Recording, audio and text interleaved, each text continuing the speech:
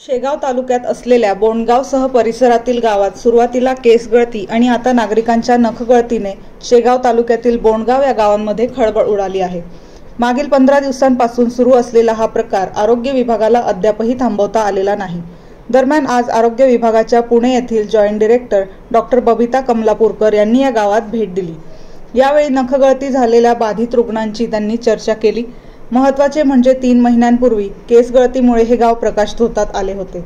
दरम्यान दिल्ली येथील ICMRच्या पथकाने या गावात पोहोचून केस, नख, अन्नधान्य, पाणी, रक्ताचे नमुने घेऊन गेले होते।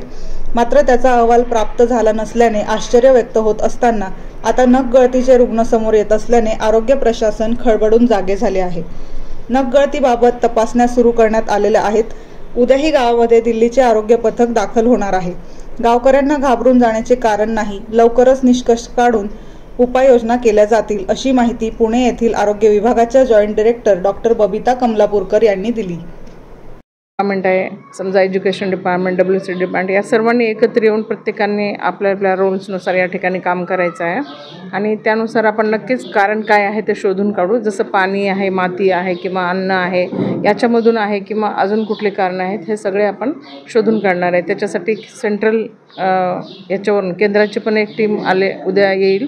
आज काही जण त्यांच्यातले येणार आहेत आणि नक्कीच याच्यावर विलाज आहे आणि आपण करणार तो। म्हणजे गावकऱ्यांनी घाबरून जाऊ नये आणि जे काही आहे टीमला पण सहकार्य करावे आणि याच्यातून जेव्हा कारण येईल काही तर आपण नक्की त्याच्यावर प्रतिबंधात्मक उपाययोजना करणार। मॅडम, अगोदर केस गळती, आता नख गळती, लोकांमध्ये रोष आहे। पहिलाच रिपोर्ट आला नाही, परत तुम्ही गावात आले, काय नेमकं काय केलं तुम्ही आज इथे? नाही, पूर्वी जो आहे आम्हाला एम्सचा रिपोर्ट आलेला आहे, त्याच्यावर चालूच आहे। दॅट्स वाय त्याच्यामुळे अजून आपण इतर विभागाच्या सहभागासाठी दुसऱ्या टीम्स पण बोलवलेली आहे। नेमकं काय कारण असू शकते? सेलेनियम हे कारण मुख्य सांगितले जाते। आपण कारण आता तुम्हाला परत ही टीम जेव्हा येईल त्यावेळेस आपण दररोज त्यांच्यासोबत आम्ही सुद्धा बोलत राहू।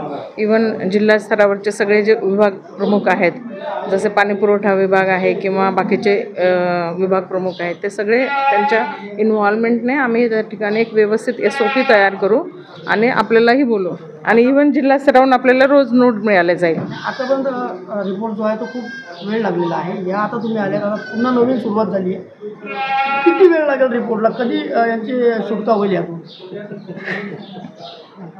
तुम्हाला लवकरच मिळेल, 15 दिवस।